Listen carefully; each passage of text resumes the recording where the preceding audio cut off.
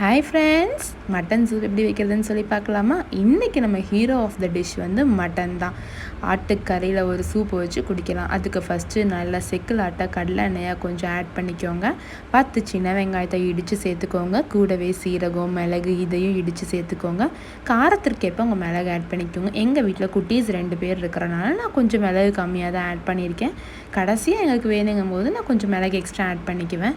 பூண்டை நல்லா இடித்து சேர்த்துக்கோங்க. தயவு செஞ்சு மிக்ஸி மட்டும் யூஸ் பண்ணிடாதீங்க, டேஸ்ட் கம்மியாக. இடித்து செஞ்சாலே அது ஒரு டேஸ்ட்டு தான். வாஷ் பண்ணி க்ளீன் பண்ணி வச்சுருக்க மட்டனை இப்போ நல்லா ஆட் பண்ணிக்கலாம்.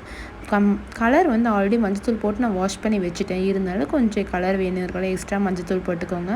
பாப்பா கருப்பில் பிடுங்கிட்டு வர சொன்னால் நிறைய கருப்பில் பிடுங்கிட்டு வந்துட்டா. எல்லாத்தையும் உள்ளே போட்டு கொதிக்க விட்டு விசில் விட்டாச்சு, இறக்கியாச்சு. சூப்பு ரெடி ஆயிடுச்சு.